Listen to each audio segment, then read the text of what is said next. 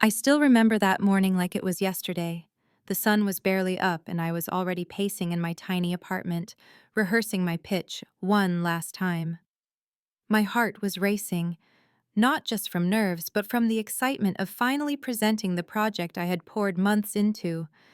Every late night, every skipped lunch, every argument I had with myself about whether this idea was even worth it, it all led to this day. I grabbed my notes, my laptop, and a bottle of water that I barely touched and headed into the office. The elevator ride felt longer than usual, each ding of the floors echoing in my ears like a countdown to something monumental. I kept repeating in my head, "I've got this. I know this works. They'll see it. They have to see it." When I walked into the conference room, the room already smelled of freshly brewed coffee and corporate ambition. Everyone was there: the executive team, the department heads, even a few senior managers who weren't officially part of the meeting. I took a deep breath, smiled, and set up my laptop. My presentation was ready. Every graph, every figure, every prediction carefully crafted to show that this project wasn't just viable, it was a breakthrough. I started with confidence. My voice was steady, my slides were sharp, and the energy in the room felt neutral. Neutral is probably the best way to describe it. I could feel their eyes on me, but there was no spark of excitement, no curiosity, no visible recognition of the work I had put in. Just faces staring back, waiting. Then, it started.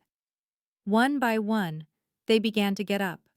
First, it was a subtle shuffle, a glance at their watches, a polite cough. I ignored it, thinking maybe they had a meeting scheduled. But then, the shuffling became movement, chairs scraping, phones being picked up, and then, one by one, they walked out, all of them. I froze. For a moment, I thought maybe it was a joke, some kind of weird corporate prank I wasn't in on. But no, the room was empty, save for me. My laptop screen glowed back at me like a cruel reminder of my solitude. I had spent months on this presentation, and now, in less than a minute, they had dismissed it. Dismissed me. Anger bubbled up, but so did shock. I couldn't understand it. I had prepared for objections, for tough questions, for even disagreement. But this? Walking out mid-presentation? That was a level of disrespect I hadn't anticipated. I stood there, silently, trying to collect myself. I had two choices in that moment: walk out too, let it slide, let them win, or fight back. I wanted to scream. I wanted to throw my laptop across the room, but I didn't. Instead, I did something I hadn't considered until that exact second. I picked up my phone, not to call my friend, not to vent to my family. I called one person, the one person who could actually change everything. And as I waited for the line to connect, I realized something. I wasn't going to let them get away with this. They had underestimated me, dismissed my work, and thought that walking out was the end. But it wasn't the end. It was the beginning. The click on the other end of the line felt like destiny. I said a single sentence, and that sentence would set in motion events that none of them would see coming. But for now, the room was empty, and my heart was racing, and the corporate battlefield had just officially opened. I sat down, took a deep breath, and whispered to myself, "Let's see how they like being exposed." Perfect, let's continue. Here's Section 2. Betrayal revealed in the plan. C'est de façon 300 words. Of your story. The line clicked, and a calm, measured voice answered. I knew this voice. It belonged to someone who actually mattered in the company, someone who held real power, not just another executive playing politics, pretending to be busy while dismissing others. I took a deep breath, forcing my anger into control, and explained what had just happened. They all walked out. Mid-presentation, I said, my voice steadier than I felt. Every single one of them. I don't know why. My work is solid. The projections are accurate. I. I don't understand. There was silence on the other end, just enough silence to make my nerves twitch. And then, a slow, deliberate response. Calm down. Tell me everything from the start. I told them everything. Every slide, every chart, every example. And then I told them about the walkout, how my months of work had been dismissed in front of everyone, how I had been left standing there like a fool. When I finished, there was another pause. Then came the question I had been silently hoping for. Who did this? I listed the names, every single executive who had dared to walk out. And then I waited. The voice on the other end didn't yell. They didn't panic. They didn't make excuses. They just said one sentence. Good. Now let's fix this. And that was the moment I realized something important. Revenge doesn't have to be loud. Sometimes it's quiet, strategic, cold, calculated. And in corporate warfare, that's the kind of revenge that leaves the biggest mark. I hung up, and for a moment, I just sat there. The room was still empty, my laptop still glowing. But now, I had a plan. And with a plan, everything changed. The first thing I did was gather evidence. I went back over my emails, my reports, my meeting schedules. I saved every presentation, every message, every bit of proof that my work was solid and that the walkout wasn't because of incompetence. It was because of something else: jealousy, politics, ego. And then I thought about them. Each of the executives who had walked out had a weakness. Some were overly ambitious, desperate to climb the ladder no matter who they stepped on. Some were arrogant, convinced that their opinions were law. And some were reckless, careless with how they handled their own reputations. I began to write it all down. Every action, every word, every glance. I documented the betrayal, but not in a way that screamed vengeance. I documented it strategically. If you want someone to fall, you don't attack them head on. You build a case, and you wait for the moment they can't defend themselves. I also started thinking about allies. Not everyone in the company was a part of this betrayal. Some people respected me, valued my work, and had influence. I reached out quietly, one by one. Not to complain, not to gossip, but to share the facts. The truth is powerful, and when truth is on your side, the right people listen. And then I planned my next move. It wasn't public, it wasn't dramatic, but it was precise. I would make sure that the walkout didn't go unnoticed. I would make sure the boss knew exactly what had happened. And I would make sure that those who had embarrassed me, dismissed me, felt the weight of their actions in a way they couldn't ignore. It took patience.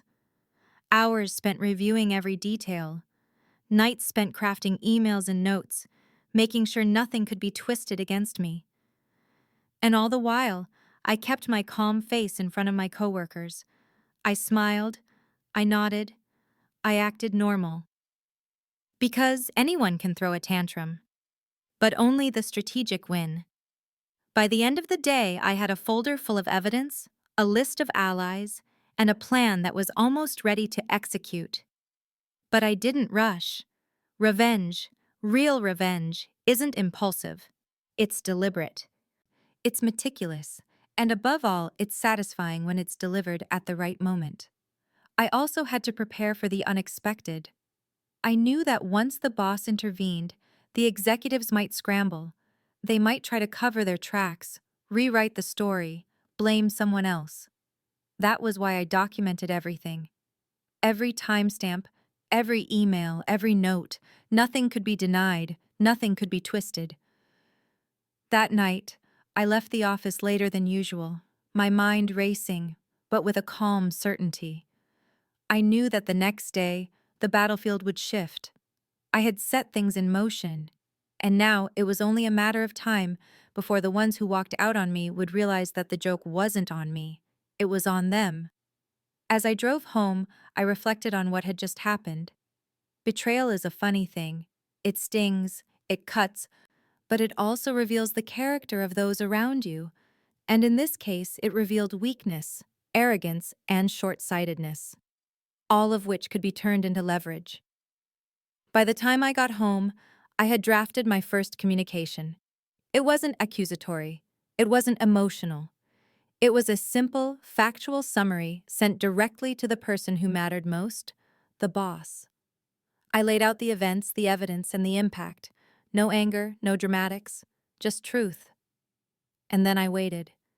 Waiting is the hardest part, because once you've set your plan in motion, you can't control everything, but you can control how you respond. And I knew that my response, when the time came, would be precise, controlled, and devastating in its subtlety. That night I went to bed, my mind racing with possibilities. But unlike the panic I had felt during the walkout, this time it was different. This time I felt a quiet thrill. The thrill of control, the thrill of knowing that betrayal, no matter how bold, can be turned against those who thought they were untouchable. And so the game began. The morning after I sent the summary to the boss felt different. Not because anything obvious had changed. People still arrived with their lattes, the copier still jammed in the same hallway, the office plants still drooped from neglect. But because I carried a quiet certainty with me, I had planted a seed. Now I watched to see how it would grow. I kept my routine. I smiled at the receptionist. I greeted my teammates. I even made small talk by the coffee machine, the way you do when you want people to think everything is normal. That normalcy was my armor. If anyone suspected I was preparing something, they might try to cut me off or, worse, start a preemptive attack. So I kept my face neutral, my movements casual, my answers brief. Around mid-morning, the boss's assistant slid into my inbox with a short meeting invite. 5 minutes private, no subject. My heart skipped, then settled. This was the moment I'd hoped for. I accepted. The boss's office had an austere calm. Glass walls, a single orchid on the desk, a sense of quiet command that made small talk feel unnecessary. When I walked in, the boss looked up from a file, and for the first time since the walkout, I felt seen. Not pity, not curiosity, recognition. The kind reserved for people who show backbone. "Sit," they said. Their voice was even. "I read your summary. Thank you for being precise." Relief washed over me, but I kept my expression measured. I wanted the facts. No emotion, just what happened. "You did it right," the boss replied. "Emotions help us survive these moments. Evidence helps us win them. Tell me, what do you want to happen next?" It was an unexpected question. I had imagined anger, retribution, a dramatic show of power. Instead, the boss asked a practical question. What outcome did I want? That's when I realized the true advantage I had. I could shape the narrative. The executives had tried to erase me from the room. I could erase their immunity. "I don't want drama," I said. "I want accountability. I want the work to be judged on its merits, and I want them to understand this behavior isn't acceptable." The boss studied me a moment and nodded. "Good answer. We'll handle it internally. But we'll also make sure the right people see the truth." There was a pause, then, "I'm going to call a short leadership review, public. They'll need to explain the walkout. Come prepared." That should have terrified me. Instead, I felt a steady thrill. Public review meant records, statements, witnesses. It meant the executives could no longer hide behind empty hallway gossip. It meant every action they took, every excuse they offered, would be on the table. I walked out of the meeting with a mission. The boss would open the door, but I had to make sure the room was built to collapse. My first move was subtle. Invite allies who understood data and process, people whose reputations were built on facts and integrity. I reached out to 2 colleagues quietly, Priya from analytics, who loved precision like a hobby, and Marco in product ops, who had a quiet following because he actually delivered results. Neither response was dramatic. Priya texted back, "Send me whatever you have. I'll look," Marco replied. If you need a clear timeline, I can reconstruct it. Perfect. Allies who wouldn't gossip, who would corroborate the timeline and the numbers. Next, I tightened my documentation. I created a timeline document that was almost clinical in its detachment. Timestamps on emails, meeting invites, a record of who RSVP'd, who left and when, screenshots of my slide comments, and a short appendix with links to prior performance metrics that showed the value of my proposals. Nothing emotional, everything verifiable. Then I prepared for counterattacks. I knew the executives would try to rewrite the story, blame miscommunication, claim scheduling conflicts, say the meeting was for a different purpose. So I collected attachments, the meeting agenda distributed 3 days prior, the calendar invites that specified the presentation, and the one email where an executive acknowledged they had RSVP'd to attend. When the leader tries to say they had another urgent call, show the RSVP. When they claim they didn't realize it was time, show the agenda. But documentation alone wasn't enough. I needed witnesses who could vouch for the reaction in the room. I reached out to a junior manager who had stayed. Surprisingly, one person hadn't left. She was nervous about speaking up publicly, but I promised confidentiality and clarity, only the facts, and we'd present them together. She agreed. As the leadership review was scheduled, whispers filled the hallways. People noticed changes. The executives who had walked out now arrived with a different posture, guarded, a little too smiley, scanning the room like animals sensing a trap. It was obvious they felt something closing in. Power dynamics shifted on a hairline. The smugness that had carried them suddenly had to make room for caution. A day before the review, something small and deliberate happened that set the tone. One of the executives, an especially arrogant VP, sent out a company-wide recap email about last week's initiatives. He praised himself in paragraphs and made a thinly veiled joke about time management. It was tone-deaf, but it did one important thing. It put his words in the public domain. That email became part of the file I saved. Late that night, I printed my timeline and notes and arranged them in a neat folder. I don't own many ceremonial rituals, but that night I did one. I walked the folder into my neighbor's office in the building, a small legal consultancy, just to get a neutral opinion. The consultant scanned the documents and said, "This is airtight if you present it calmly. Emphasize the facts. Let others draw their own conclusions." That was the plan. Let facts, not fury, speak. Fury is messy. Facts are slow-acting and lethal in their clarity. On the morning of the review, the conference room was full. The boss called the meeting to order with a quiet authority. The leadership review was a short, focused discussion about professional conduct during presentations. It was framed as concern for company culture, neutral, high-level language that left the door open for accountability. The executives sat across the table, their faces unreadable. Some avoided eye contact. Some tried to laugh it off. One tried to make a joke, but it landed like a stone. When it was my turn to speak, I did not rant. I walked the room through the timeline, slide by slide. I showed the RSVP list, the agenda, the minutes, the screenshot of the VP's tone-deaf email. I stayed calm. I spoke in measured sentences. I let the documents breathe. Priya corroborated the numbers. Marco explained how my proposal had real impact, and the junior manager confirmed the timing of the walkout and how the room emptied. There was a strange hush as the facts settled into the room. You could see the executives' facades begin to fracture, bit by bit. One of them tried a defensive tactic, blame confusion over scheduling. I produced the calendar invite with the time stamped. Another attempted to cast it off as personal reasons. I produced the email where that same executive had commented on one of my slides earlier that morning. The boss watched with an unreadable expression. Then, once the evidence was clear, they leaned forward. "This is serious," the boss said. "Walking out on a colleague's presentation in that manner is not behavior we tolerate. We will take appropriate steps." Appropriate steps. What would that mean? The executive shifted uncomfortably. I felt a small, private victory sip through me. It wasn't the dramatic downfall I had imagined.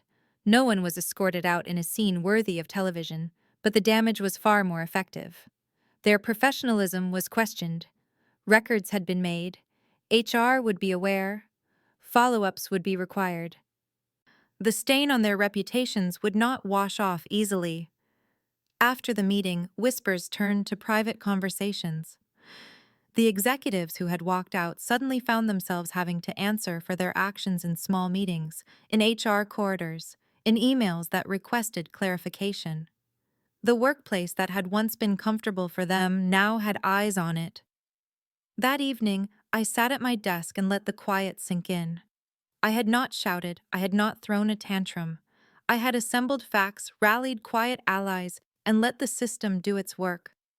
The trap had been set, not a theatrical trap, but a procedural one, built of paper and timestamps and credible witnesses. It was elegant and to my mind merciless. As I powered down my laptop, I thought about how different this felt from raw revenge fantasies. There was no glee in humiliation, only satisfaction in justice. The executives would now have to navigate the consequences of their choice to walk out. And somewhere in that discomfort, I found a strange sense of peace. The next steps, I knew, would be more delicate. People who feel backed into corners can lunge. They can smear reputations, spin stories, or try to co-opt allies. I had to be ready for every tactic. I had to stay steady, factual, and above all, patient. Because in corporate revenge, patience is the quiet weapon. And the storm I had begun was only gathering strength. Perfect. Let's continue with Section 4. The executives fight back and subtle power plays. 1 then 300,000 1,400 words. The day after the leadership review, the office felt different. Not quiet, not tense, but alert, like everyone knew something had shifted, even if they didn't know the full story. For me, the change was subtle but unmistakable. The executives who had walked out were no longer untouchable.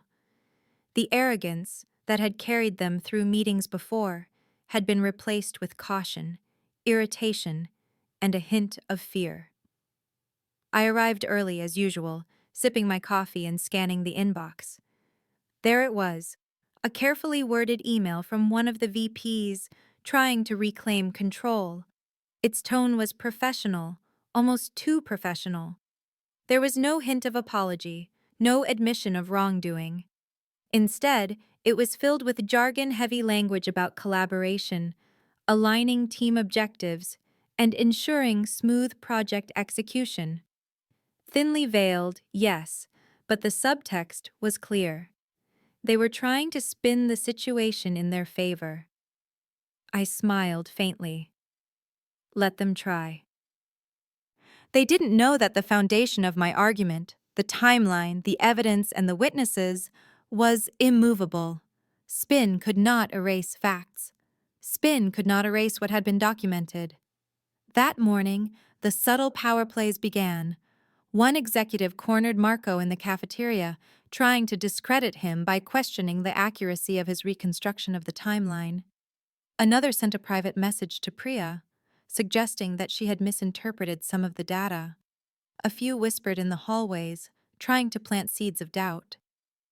But I had anticipated all of this. I had made sure that every fact was double-checked. Every email screenshot, every timestamp, every statement was clear, precise, and irrefutable. The web they were trying to spin collapsed under its own weight the moment they attempted it.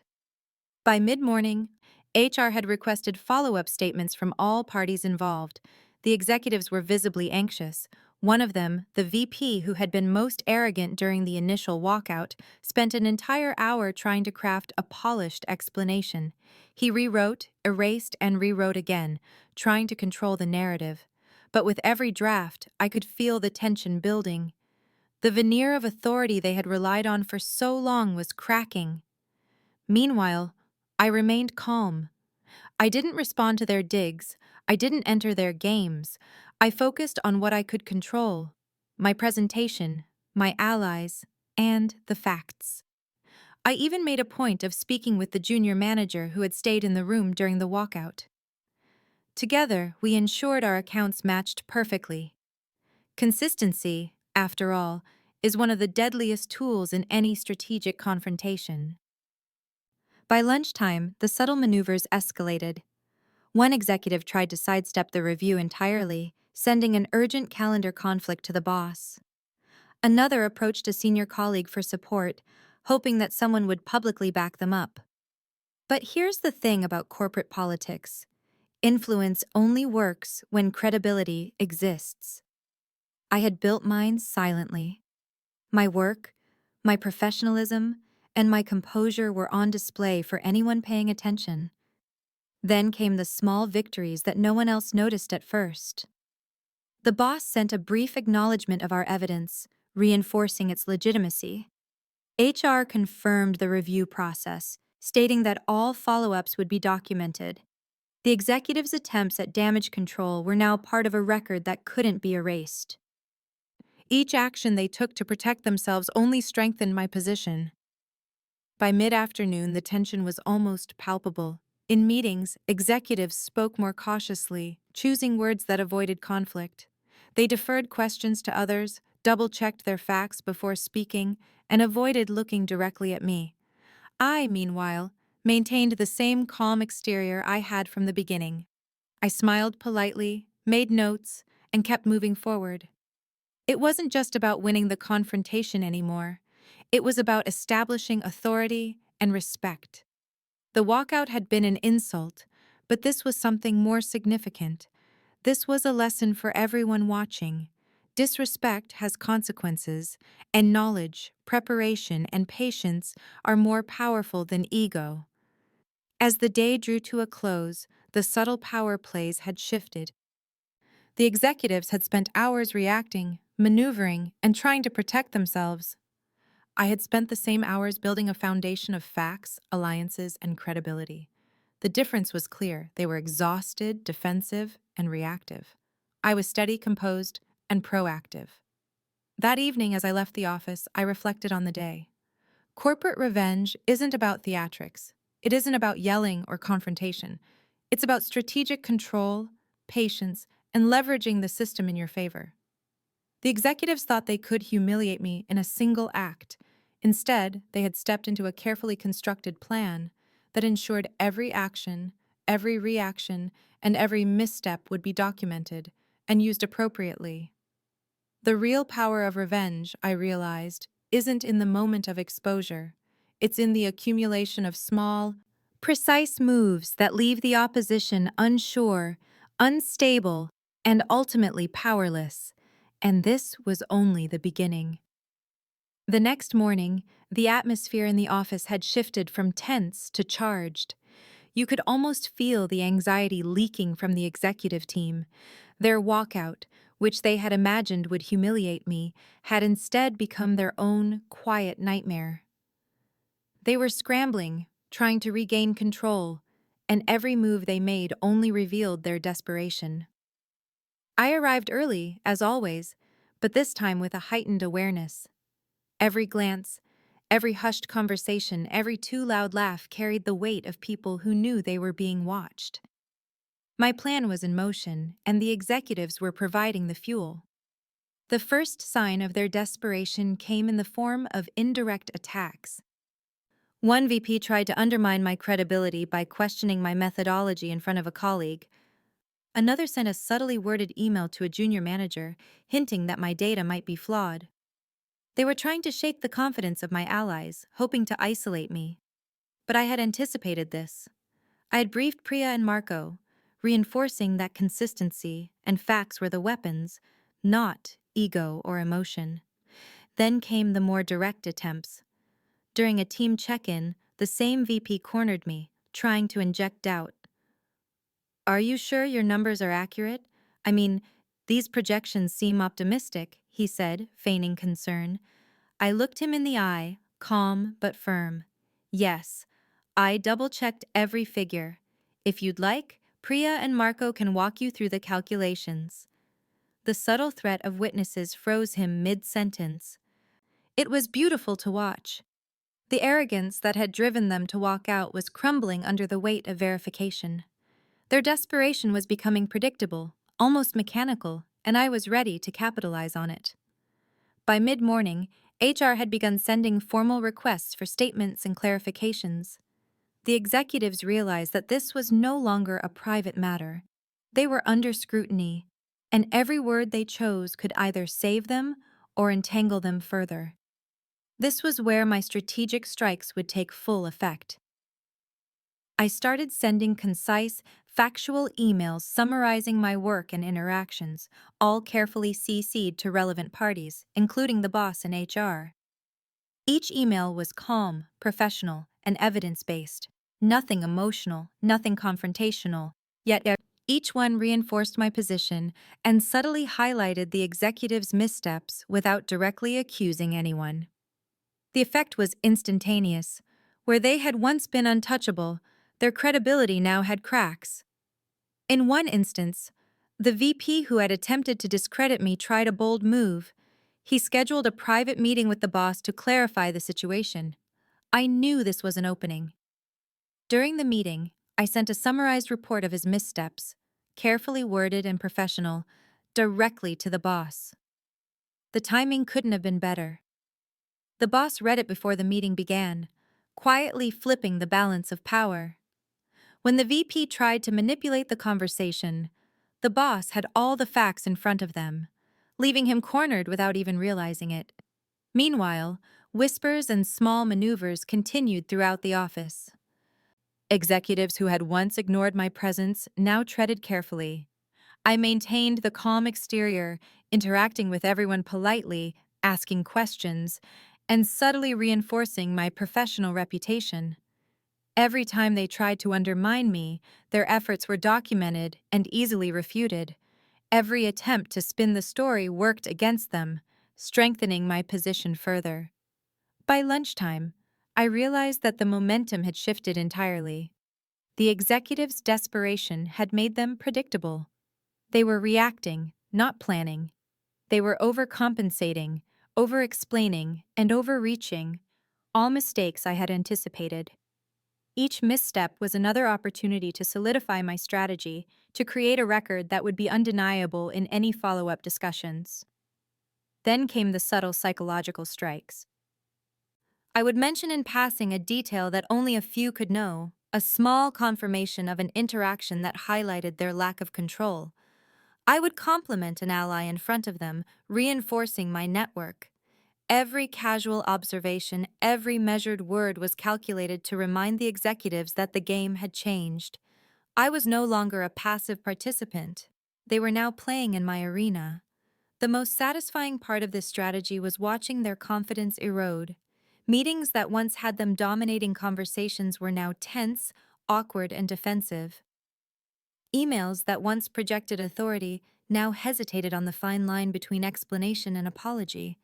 And I, maintaining calm and professional composure, became the quiet center of stability, a contrast that only highlighted their instability. By late afternoon, the pressure had reached a boiling point. The executives were aware that HR and the boss had all the documented evidence. They couldn't attack me without incriminating themselves further. Every move they made to protect their reputation only reinforced my credibility and the integrity of my work. As I left the office that evening, I realized something profound about corporate revenge. It's not about drama. It's about structure, patience, and precision. It's about creating a scenario where the opposition's own actions become the instrument of their downfall. And today had been a perfect illustration of that principle. Walking to my car, I allowed myself a small smile. The executive's desperation had played exactly as predicted. They were scrambling to save face, and I was ready for the final act, a strategic, controlled culmination that would ensure accountability, respect, and most importantly, that the lesson was clear. No one walks out on someone else's hard work without consequences. The following morning, the atmosphere in the office had shifted into full-on alert mode. Word had spread quietly. HR was officially reviewing the walkout incident, and the executives who had dared to leave my presentation now found themselves under scrutiny. It was subtle at first. Careful glances in the hall, slightly too polite greetings, murmured conversations that stopped when I approached. But underneath it all, I could feel the tension thickening like fog. HR called me into their office mid-morning. The room smelled faintly of coffee and antiseptic, a smell I now associated with control, documentation, and truth. I handed over the folder I had meticulously prepared, the timeline, emails, screenshots, and statements from Priya, Marco, and the junior manager. Every fact, every observation, every misstep was documented in clean, professional order. I remained calm, my demeanor polished. I knew that how I presented myself could either strengthen or undermine the work I had already done. The HR representative, a woman who exuded authority without needing to raise her voice, reviewed the folder carefully. "You've been thorough," she said finally. "Very thorough. These records are clear, consistent, and verifiable. We'll proceed with formal statements from the involved parties." She paused, studying my expression. "It seems you've anticipated potential manipulation. Smart strategy." I nodded, holding back a smile. The subtle thrill of being prepared, of having turned what could have been a humiliating moment into a position of strength, was powerful. I didn't need to gloat. The evidence spoke for itself. Meanwhile, the executives were being called in one by one. Each meeting was brief, but the pattern was the same. HR asked questions, cross-referenced statements, and clarified timelines. I watched the emails trickle in, updates from my allies confirming that the executives were flustered, defensive, and increasingly cautious. Their attempts to rationalize or rewrite history fell flat in the face of meticulously documented facts.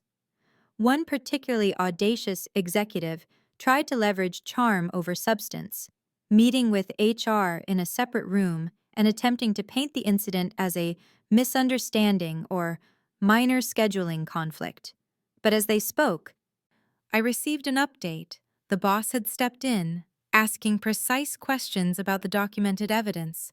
The questions were pointed, professional, and leaving no room for narrative manipulation. I smiled quietly at my desk. The executive's own tactics were being dismantled before they could take effect. By mid-afternoon, the first subtle cracks began to show in their composure. Emails requesting clarifications were longer than necessary, filled with defensive language and over-explained justifications. Requests for follow-up meetings multiplied. They were reactive now, responding to the evidence I had so carefully compiled. Every step they took to protect themselves only added to the permanent record. During a short break in the day, I walked past the main conference room and caught the VP who had been most arrogant during the initial walkout. He was muttering under his breath while pacing, staring at his phone. His posture had shifted from confidence to anxiety. I didn't need to say a word. The look on his face was victory enough. I focused on staying calm. Every interaction I had was strategic, polite, professional, confident. I answered questions directly, avoided speculation, and let the documents do the talking. There was no need for theatrics. Facts, coupled with my composed presence, were far more powerful than anger or shouting. Then came the pivotal moment. HR requested a joint meeting. Myself, the boss, and all the executives involved. The purpose was clear: reconcile the events of the walkout, clarify expectations, and address accountability. But to me, it felt like the culmination of weeks of meticulous preparation. The executives didn't realize they were walking into a scenario that had been carefully orchestrated. As everyone settled into the conference room, I noticed subtle behaviors: nervous fidgeting, brief glances at their notes, whispered exchanges between them. It was fascinating to observe. They had once felt untouchable. Now they were uncertain, reactive, and exposed. The boss opened the meeting with a calm, authoritative tone. "We are here to review the events surrounding last week's presentation. Our goal is clarity, accountability, and to ensure professionalism in all future meetings." They glanced at the executives, then at me. "Let's begin with a timeline of events." I watched as one by one the executives attempted to explain themselves. Their narratives were shaky, inconsistent, and sometimes contradicted by the documented evidence.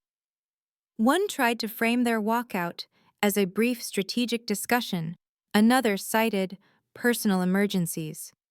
Each claim was met with precise references from my folder, email timestamps, slide feedback, witness confirmations. Each attempt to spin the story was gently but firmly dismantled. The room was quiet except for the soft clicks of keyboards, the occasional note being taken, and the measured tones of the boss asking clarifying questions. My allies contributed subtly, reinforcing my statements without adding emotion. The executives could feel the weight of their actions. The more they tried to twist the narrative, the heavier it became. By mid-meeting, it was clear who had the upper hand. Their desperation was palpable.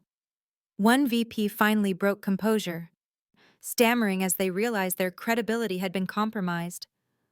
Another tried to pivot the discussion, but the boss redirected the conversation, emphasizing factual clarity and professionalism. It was almost poetic. Their own actions, the walkout, the dismissiveness, the arrogance, had built the foundation for their accountability. As the meeting concluded, HR and the boss outlined the consequences. Nothing punitive in a dramatic sense, but enough to signal a clear lesson. Walking out on a colleague's work is unacceptable. Documentation of the incident, along with their defensive attempts, would remain part of the formal record. Follow-ups on professional conduct would occur. The executives were left with no room to maneuver. The truth had become inescapable. When the room cleared, I felt a quiet sense of accomplishment. No shouts, no public humiliation, just strategic, meticulous, undeniable accountability. I had transformed a moment of betrayal into a testament of preparation, professionalism, and subtle power. As I returned to my desk, I reflected on what had transpired. Revenge in the corporate world isn't about dramatic gestures. It's about control, foresight, and patience. By preparing, documenting, and leveraging the system, I had shifted the power balance. Those who thought they were untouchable were now aware of their vulnerability. That evening, as I shut down my computer, I realized the full impact. The executives would now tread carefully in every interaction, mindful of the scrutiny. Their arrogance had been tempered by the weight of evidence, and I had emerged as a professional force no one could dismiss lightly. The storm I had orchestrated was subtle, quiet, and yet devastatingly effective. And through it all, one lesson was crystal clear. In the world of corporate betrayal, calm, strategic, and calculated moves can dismantle even the most confident adversaries. The week following the HR investigation felt like walking through a different office. The tension was no longer subtle. It had become a quiet, pervasive hum that everyone sensed. The executives who had walked out on my presentation were now cautious, their arrogance replaced with careful calculation. Every glance, every word, every gesture seemed measured, as if they were constantly calculating how their actions might be perceived and judged. For me, the change was profound. I could walk through the office without feeling the sting of dismissal or indifference. People who had ignored my contributions were now watching with renewed interest. Allies and peers began seeking my advice, not out of fear, but because they recognized my professionalism, composure, and expertise. But the fallout wasn't just about perception. The executives, desperate to regain control, began making mistakes that only strengthened my position. Emails that once projected authority now carried unnecessary explanations. Meetings that should have been concise became convoluted attempts at damage control. They were reactive, trying to manage a narrative that I had already structured with precision. I kept my routine calm and unassuming. Every action, every conversation was deliberate. I greeted colleagues politely, responded promptly to requests, and maintained focus on my projects. But I also introduced subtle reminders of accountability, a well-placed reference to deadlines, a mention of project objectives in a meeting, even the casual sharing of updated metrics. All these small actions reinforced my position and reminded everyone, without confrontation, that competence and preparation matter. The executives tried one final tactic: influence. They attempted to sway colleagues subtly, planting doubts, suggesting miscommunications, and hinting that my rise in influence was too fast, too sudden. But by this point, my reputation was established. My allies, Priya, Marco, and even the junior manager who had stayed during the walkout, were aligned, their statements consistent, and their credibility intact. Attempts to isolate me were futile. One afternoon, the VP, who had been the most brazen during the walkout, tried a risky move. During a team meeting, he subtly criticized a segment of my work, implying a minor error. The room went quiet, waiting for my response. I didn't react with anger. I simply clarified the facts, referenced the data sources, and asked if anyone needed further explanation. My calm, evidence-based response left the room silent, and the VP's attempted undermining collapsed in front of everyone. The boss noticed, not with words, but in subtle acknowledgement, a nod, a glance, a brief remark in passing. Small signals, but powerful in their recognition. Authority was no longer something I had to demand. It was gradually acknowledged and respected. Over the next few days, I began to notice a shift in team dynamics. Colleagues who had previously deferred to the executives were now coming to me for guidance. Decisions that had once been dominated by the VPs were now more collaborative, with my input sought and valued. The executives themselves were more careful, measured, and hesitant. Their walkout had cost them more than credibility, it had cost them control.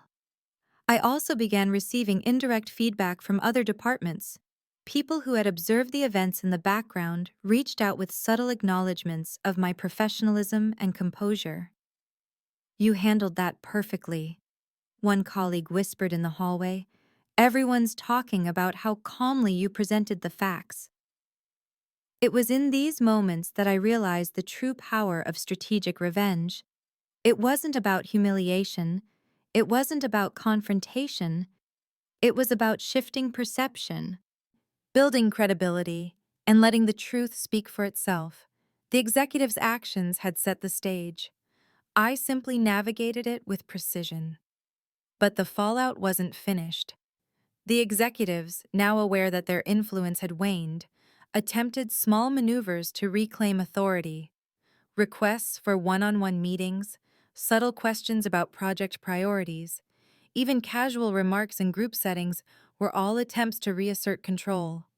Each attempt was easily countered by preparation, clarity, and the support of my allies. I also realized something important. Power in the corporate world is not about confrontation, it's about consistency. Every day, every interaction, every small decision adds to your influence. By maintaining professionalism, demonstrating expertise, and staying calm under pressure, I had shifted the balance. The executives had reacted emotionally, relying on ego and arrogance. I had responded strategically, relying on facts and composure. One particular incident highlighted this shift dramatically. During a cross-departmental meeting, a senior executive attempted to redirect a critical project decision in their favor, bypassing my input. I calmly presented the data, referenced prior discussions, and outlined the potential outcomes. The senior executive, caught off guard by my composure and evidence-based approach, paused. The room, sensing the shift in authority, supported the logical decision I proposed. My recommendation was accepted unanimously. It was a subtle victory, but a defining one. Authority was no longer just recognized by peers, it was now acknowledged in decision-making spaces where it mattered most. The executives who had walked out were forced to accept my input, carefully measure their words, and most importantly, recognize that the professional ground they had taken for granted was no longer theirs. By the end of the week, the office had settled into a new rhythm. The executives were cautious, competent, but aware of their diminished influence. I, meanwhile, continued to build credibility, strengthen alliances, and maintain a calm, composed presence that commanded respect. The lesson was clear. Betrayal can shake confidence, but preparation, patience, and strategic action can transform a moment of adversity into an opportunity for empowerment. The executives had underestimated me. They had assumed arrogance and influence could dismiss talent and hard work. But through calm calculation, meticulous documentation, and strategic alliances, I had turned the tables. And in that transformation, I found not just victory, but a profound sense of empowerment. Corporate revenge, I realized, isn't about spectacle. It's about precision, patience, and letting the truth speak louder than any dramatics ever could. As I left the office that Friday evening, I walked with a quiet confidence. The executives had learned their lesson, subtle, unavoidable, and permanent. And I had learned mine, that true power lies in preparation, calm, and the ability to navigate betrayal with intelligence rather than impulse. The storm had passed, but its echoes remained, reshaping relationships, influence, and the very culture of the office. And through it all, I emerged not just vindicated, but stronger, wiser, and ready for whatever challenges might come next. Months had passed since the walkout incident, but the reverberations were still felt throughout the office. The executives who had once wielded unquestioned authority now navigated a landscape they no longer controlled. Every decision, every interaction, every meeting carried a new layer of awareness. They knew that arrogance could no longer shield them from accountability. They had learned, quietly but undeniably, that power earned through fear and dismissiveness is fragile, easily undone by preparation and composure. For me, the changes were both subtle and profound. My influence had grown steadily, not through confrontation, but through consistency, professionalism, and strategic insight. Colleagues sought my input on critical projects, trusted my judgment, and relied on my guidance in high-stakes situations. Allies like Priya and Marco became more than collaborators.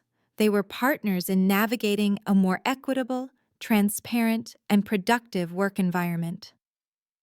The executives' responses ranged from cautious respect to quiet resentment. Some attempted to regain influence by overcompensating, double-checking facts, over-preparing for meetings, or trying to assert authority in small, controlled ways. Others remained withdrawn, avoiding unnecessary interactions, wary of missteps that might once again leave them exposed. Either way, the balance of power had shifted permanently. It was in observing this dynamic that I realized an important truth. The most effective form of revenge, especially in professional environments, is subtle, strategic, and sustainable. It is not about dramatic moments or public spectacle. It is about patience, planning, and allowing the natural consequences of one's actions to unfold. The executives had underestimated me. They had assumed that a moment of arrogance could suppress talent and dismiss effort. Instead, their own choices became the instruments of accountability. The office culture itself began to transform.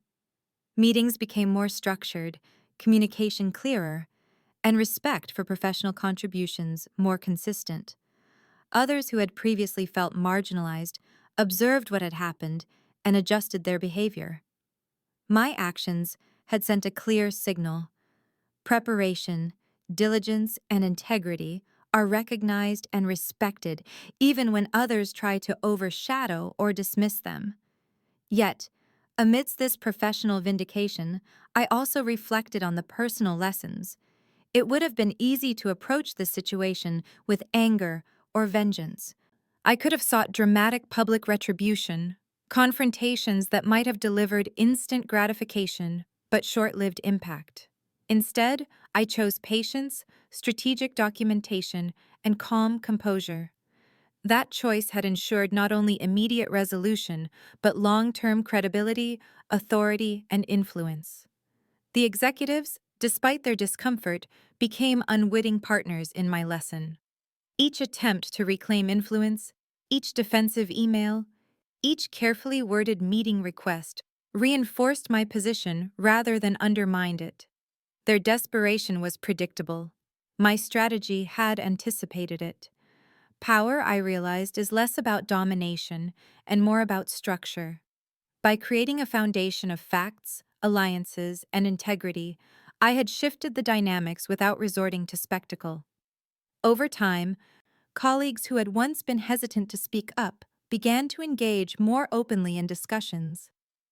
The junior manager who had stayed during the walkout grew in confidence, taking on leadership roles in small projects.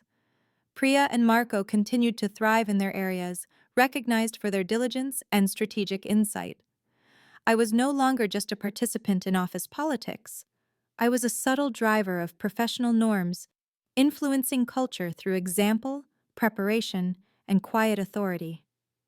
Looking back, I recognize that the true victory was not in winning against the executives in the moment, but in the long-term shift that had occurred.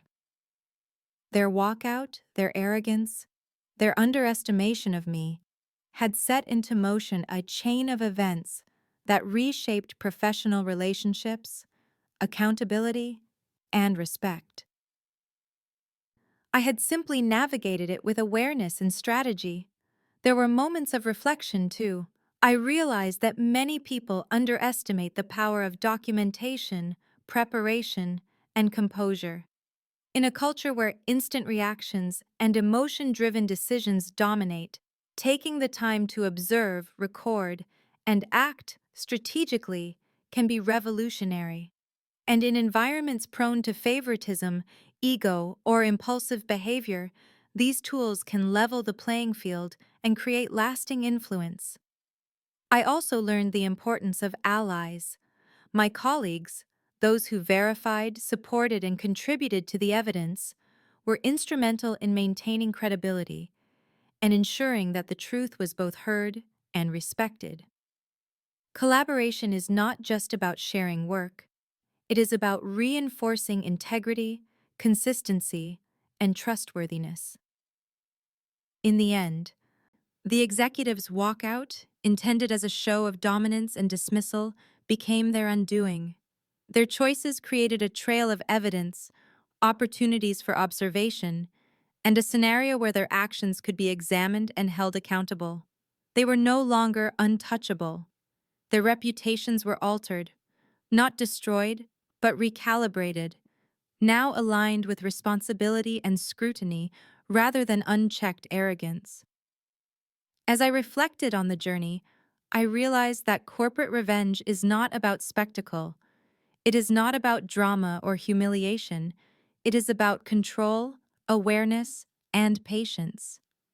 By staying composed, documenting every action, cultivating allies, and relying on facts rather than emotion, I had transformed a moment of betrayal into an enduring demonstration of strategic authority. Walking through the office now felt different. People greeted me with respect, not fear or obligation. Conversations were collaborative, not competitive. Decisions were informed, not dominated by ego. And quietly, a professional culture of accountability had emerged. My journey had taught me that the most effective response to betrayal is neither reactionary nor emotional. It is strategic, precise, and patient. True influence comes from composure under pressure, preparation ahead of time, and the ability to let facts and integrity speak louder than words or theatrics. And so, as I sit at my desk, reflecting on the months that have passed since that fateful walkout, I am struck by the enduring lesson. When confronted with disrespect or dismissal, the most powerful response is not to retaliate impulsively, but to navigate the situation with intelligence, preparation, and strategic calm. The results, though subtle at first, compound over time, reshaping relationships, perceptions, and authority in ways that are permanent and undeniable. The executives had underestimated me. They assumed arrogance could silence competence, but in the quiet, meticulous unfolding of strategy, patience, and professionalism, I had transformed a moment of corporate betrayal into a lasting demonstration of influence, authority, and respect.